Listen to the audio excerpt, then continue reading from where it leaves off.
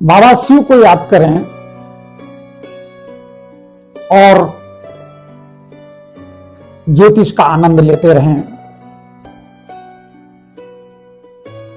कुंडली मिलान के साथ साथ और एक चीज विशेष ध्यान देने की जरूरत है।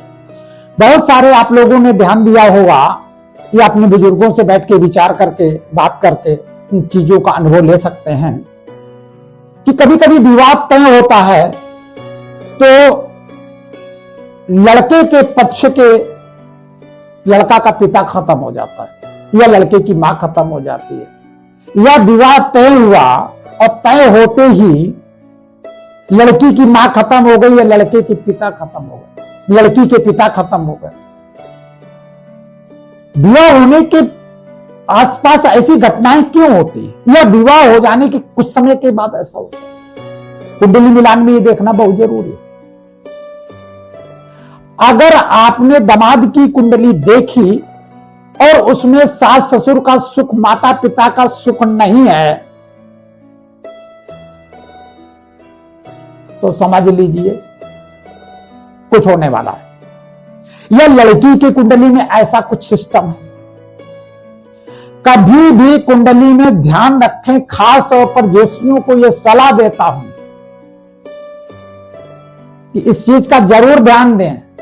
अकेले गुण मिलाकर विवाह करने की स्थिति को मत बनावें, परिवार को मत बर्बाद करें।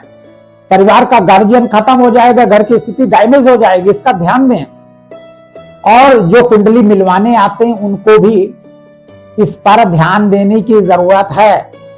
कुंडली हमेशा सर्जन को दिखावें जो कुंडली की सर्जरी कर सके।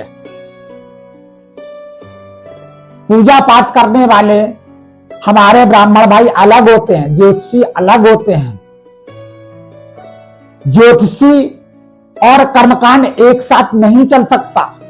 ज्योतिष सारी जिंदगी का अनुभव है,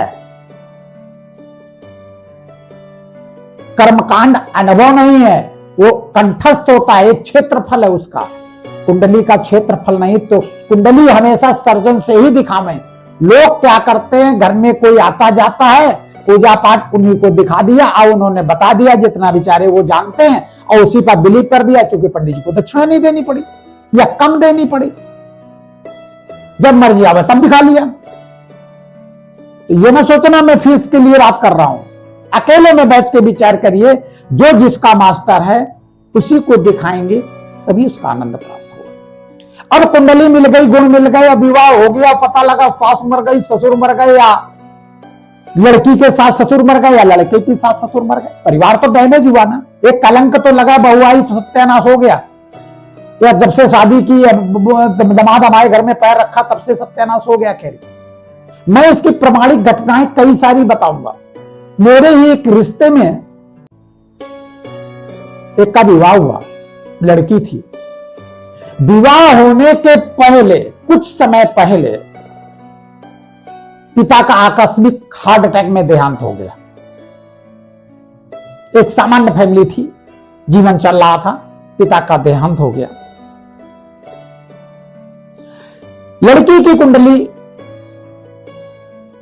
भाग्य भाव में बहुत दमदार ग्रह बैठा हो। ध्यान रखना, भाग्य भाव में, तृतीय भाव में अगर कोई बहुत मजबूत ग्रह बैठा है, जैसे उच्च का शनि, उच्च का मंगल, या मंगल अपनी राशि में भाग्य भाव में बैठा हो, या शनि अपनी राशि में भाग्य भाव में बैठा हो, या कोई भी ग्रह अपनी राशि में मजबूत अवस्था में नक्षत्र में बैठा है, तो निश्चित सास ससुर या लड़की के कुंडली में बैठा है तो लड़की के सास ससुर खत्म होंगे, और अगर लड़के की कुंडली में बैठा है तो लड़के के सास ससुर खत्म होंगे। बहुत जगह देखा कि अस्पताल में ससुर भर्ती और यहां विवाह संग चल रहा है, या इसके बाद कोई बीमारी उत्पन्न हो गई। तो कुंडली को यह जरूर विचार करने की जरूरत, गुण मिलाना सब कुछ नहीं होता है। विवाह होते ही बड़ी बड़ी घटनाएं हमने देखी हैं। मैं क्लोज एक रिश्तेदारी की घटना बता रहा हूं। अच्छी स्थिति में ग्रह बैठा था, तो पहले तो उसके पिता खत्म हो गया, अचानक हार्ट अटैक। इसके बाद उसका विवाह हुआ। विवाह हो जाने के बाद जब वो अपने ससुराल लड़की गई तो नंद का डिवोर्स हो गया। देखिए परिवार का कैसे विघटन हो रहा। नंद का डिवोर्स हो गया, नंद की दूसरी जगह शादी हुई, वहां से भी डिवोर्स हो गया।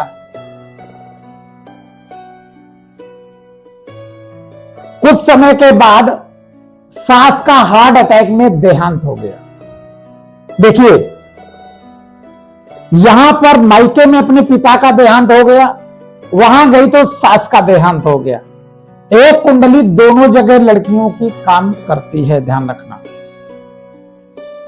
अगर किसी तरफ का पिता खत्म होगा तो दूसरी तरफ की मां खत्म होगी, ये प्राविधान है। क्योंकि लड़के की कुंडली में मां का स्थान बदल जाता है और सास का स्थान बदल जाता है, मां का स्थान वही रहता है।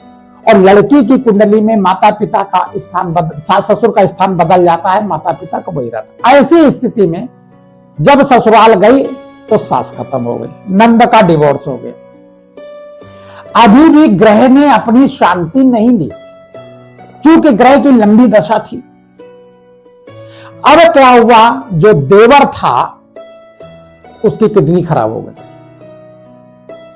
25-30 साल का देवर होगा, शादीशुदा देवर था, उसकी किडनी खराब हो गई। अब भाग्य भाव में स्टांग ग्रह बैठा जरूर है बहू के, तो बहू का भाग्य तो बन गया। कैसे बना? भाग्य में अगर स्ट्रांग ग्रह तो बहू का भाग्य बन जाएगा, लड़की का भाग्य बन जाएगा। ऐसे घर में जाएगी, सब मर जाएंगे। अब जब सब मरी जाएंगे तो एक छत्र राज्य तो हो ही जाएगा,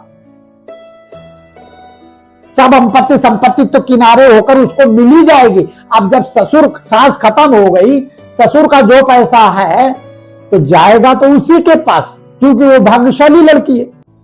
वो अपने भाग्य को बढ़ाए, अपने उसका भाग्य बढ़ता चला जा रहा है, घर में देहांत होते चले जा रहे हैं। अब ससुर आ गए बहू के अधीन। और जब बहू के अधीन आ गए तो बहू सास ससुर की पेंशन है, ससुर का फंड का पैसा या जो भी पैसा है, जमीन है, प्लाट है, कहां जाएगा?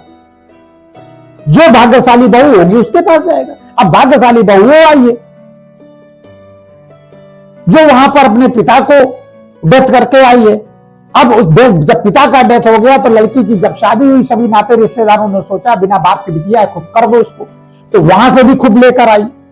अब जब वहां पहुंची तो क्या हुआ, ये सब परिवार डैमेज होना शुरू हुए। और जब परिवार डैमेज होना शुरू तो लड़की का भाग्य तो भाग्य लेकर, उसका भाग्य तो बढ़ता ही चला गया। और जब उसका भाग्य बढ़ता चला गया, क्योंकि घर में सब बचे ही नहीं, तो भाग्य तो बढ़ेगा ही बढ़े।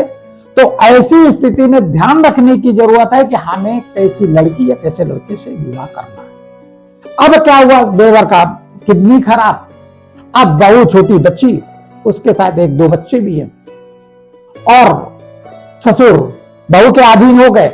जो कुछ पैसा दे रहा है वो चल रहा है, और आदमी उसका कमा भी रहा है, उसका स्टैंडिंग बहुत अच्छी हो गई क्योंकि भाग्यशाली थी। तो कभी भी इन चीजों का ध्यान देने की जरूरत है कि एक बहू का भाग्य बहुत अच्छा हो या दामाद का भाग्य बहुत अच्छा हो, सब मर जाए, लड़की के घर वाले तो मलकी की उसको ससुराल की संपत्ति प्राप्त हो जाए, ये भी कोई अच्छी बात नहीं। क्योंकि परिवार में सुख के लिए सभी की जरूरत है। सास की जगह सास होना चाहिए, ससुर की जगह ससुर होना चाहिए, देवर की जगह देवर, नंद की जगह नंद, सब कुछ होना चाहिए, तब जाके परिवार भरपूर होता है। ये कुंडली में विशेष स्थिति ध्यान रखना। भाग्य भाव में अच्छी स्थिति में कोई ग्रह बैठा है, तृतीय भाव में अच्छी स्थिति में कोई ग्रह बैठा है, निश्चित सास ससुर मां का देहांत होगा, इस तरह की असुविधाएं बनेंगी। जब भाग्य भाव बैठा होगा तो छोटे भाई बहनों या देवरों के साथ ये घटनाएं घटेगी। इन सब विषयों में विचार करके, हाँ 12वें घर में भी अगर कोई ग्रह बैठा वो भी परिवार का विनाशक होता है। तो ऐसी स्थिति में कुंडली जो भी मिलावे, इन चीज का ध्यान दें। सभी ज्योतिषियों से मैं कहना चाहूंगा इस विषय में जरूर ध्यान दें, और जितने लोगों के लड़के लड़कियां ब्याहने के लिए बैठी हैं वो इस पर विचार करें, मंथन करें कि विवाह होते होते परिवार के दोनों पक्षों में कोई न कोई मरना जीना शुरू हो जाता है। तो हमारे पूर्वज आज भी होशियार थे कि कोई भी घटना हो जाती थी वो विवाह पोस्टपोन कर दिया करते थे। लेकिन आजकल पोस्टपोन नहीं हो रहे। क्यों नहीं हो रहे? विवाह तय हुआ, आपस में चोचें लड़ने लगी, बातचीत होने लगी, विवाह कैंसिल हो ही नहीं सकता। कहते मरने की, कोई मर गया तो क्या जिम्मेदार है क्या? हमारा विवाह क्यों कैंसिल करोगे? तो विवाह भी कैंसिल होते तो घटनाएं और होती। जैसे एक घटना, मेरे पड़ोस में रहने वाले लड़के के साथ हुई। लड़के ने बीटेक किया था, वो नौकरी कहीं कर रहा था, वहीं किसी लड़की से संबंध हुआ, संपर्क हुआ और विवाह तय हो गया। विवाह तय हो जाने के बाद शादी का कार्ड, लड़की का एक ही भाई था, शादी का कार्ड अपनी बड़ी मम्मी के साथ एक मंदिर पर चढ़ाने आया विवाह के समय। जब वो चढ़ाने आया, इधर कार्ड बट चुके थे, मंदिर में चढ़ा के जैसे ही चला, एक इसका पेट्रोल का टैंकर उसकी गाड़ी पे चढ़ गया, कार पे चढ़ गया और उसकी बड़ी मम्मी और भाई दोनों का देहांत ऑन स्पॉट हो गया। ये जयपुर की घटना है। लड़का कानपुर का था, नौकरी कहीं करता था, जयपुर की घटना है। और यहां तक वो लोग यहाँ आके जानकारी भी कर चुके थे, सब कुछ तैयार थे, सब कुछ ठीक ठाक था और वहां पर डेथ हो गई। डेथ हो जाने के बाद आखिरकार वो संबंध कैंसिल उन बुजुर्गों ने कर दिया कि आते ही इस तरह की बात। तो हमारे बुजुर्ग होशियार हुआ करते थे, लेकिन आजकल इन चीजों को कोई मानता नहीं मानोगे तो भोगोगे, ये मेरी गारंटी है। बाबा शिव को याद करें और बुद्धि विवेक का इस्तेमाल करें। बाबा शिव।